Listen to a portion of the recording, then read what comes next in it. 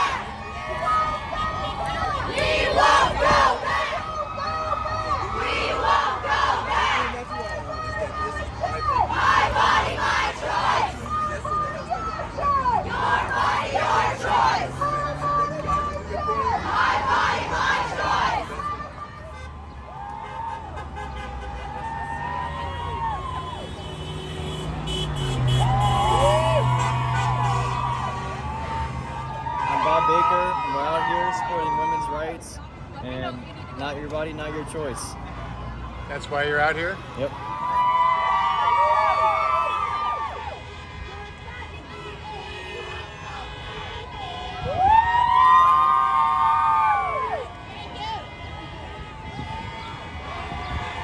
Don Bacon that has voted against any type of things that are going to stand up for reproductive rights. They've stood in the way of actually supporting legislation that criminalizes doctors and punishes women. We can't stand for that anymore, and that's what's going to be on the ballot this November. What would you change if you are elected this November? I'm going to make sure that we protect healthcare access. I'm going to make sure that we fight for reproductive freedom. We're going to codify Roe. We're going to do everything we can to make sure that there is in place healthcare access for women no matter what. Because right now what we're seeing is I'm running into people in streets, in community organizations, even when we're calling voters, people are upset, Democrats, Republicans, and independents, it doesn't matter what. They are afraid that right now they're being told that their bodies, politicians have more say over what they can do with their bodies, and that is absolutely shouldn't be happening in America right now. That's a decision between a woman and their doctors. People like me need to stay out of it. And at the end of the day, this is about making sure we keep healthcare access for women available, safe and accessible, no matter where you are in this country, especially in Nebraska. Now that that's got kicked back to the state level, what do you think is possible and what do you think is not possible on the floor of the legislature right now? You know, right now, this last about 4 months ago, we stopped an incredibly aggressive abortion ban, specifically taking away reproductive freedoms for women and healthcare access for women in this country and in the states. We had enough people to stop it then, and the goal is to make sure that we have enough people to stop it again. But at the end of the day, you know what's on the ballot box in November is going to be whether or not we have elected leaders that are going to stand up for women, stand up for equality and healthcare access.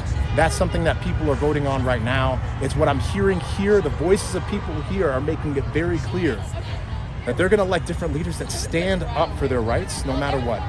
Tony, if you could just talk about kind of what the Democrats are doing, kind of what you guys' game plan is now with this happening, with Roe being overturned. Well, I'm going to tell you this.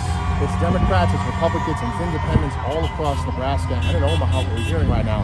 There are people here from all different walks of life, all different types of demographics, and all different types of political affiliations that are upset and angry that they're being told that they are less than, that their healthcare freedoms and access to healthcare is being taken away from them and are decided by politicians that we should be staying out of it completely. I hope that every single party right now is trying to stand up for women no matter what your ideology, because this should be and is a nonpartisan issue at the end of the day.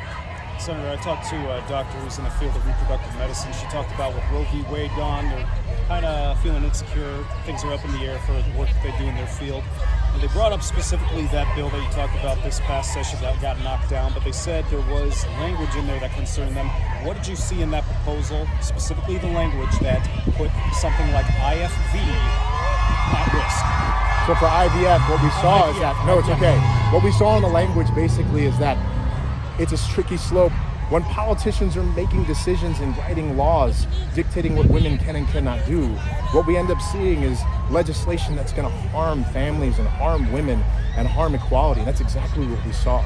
That's why doctors, the Nebraska Medical Association was against that bill. That's why doctors, OBGYN, physicians were not only concerned or afraid. When you try to criminalize abortions and what doctors are going to do to make sure that they keep women safe, when you try to put in additional barriers that are going to make it harder for women, that's the reason why they were against it. Because, and beyond that, even IVF and contraception access, these things were potentially going to be more barred under that legislation. That's why we need experts, healthcare professionals, physicians leading the charge on making sure that they're fighting for women and not politicians deciding what they can and cannot do with their bodies. Last question.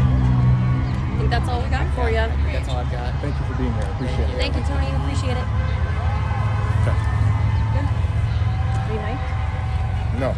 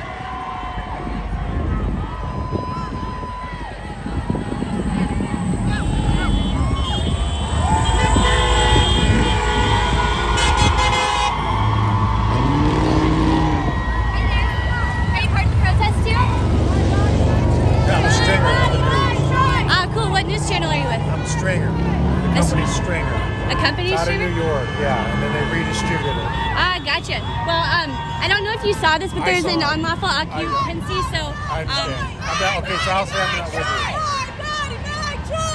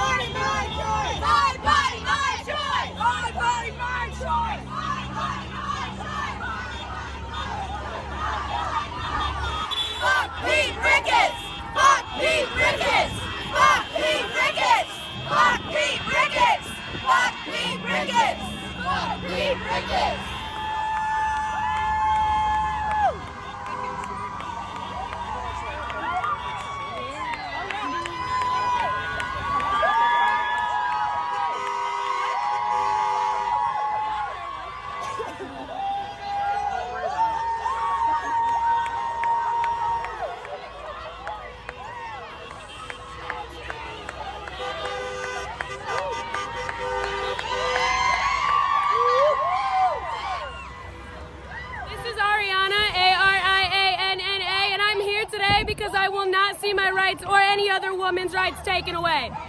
And I will continue to fight until we get them back everywhere, not just where I'm located. My name is Elizabeth, Elizabeth. I'm here today because I want to make sure that my daughter has enough rights, just like everybody did before Roe versus Wade was overturned. I want to make sure that she grows up in a world where she doesn't have to question about her choices. I'm B-E-E, and I'm here because I'm not going to live in a world where guns have more rights than I do over my own body.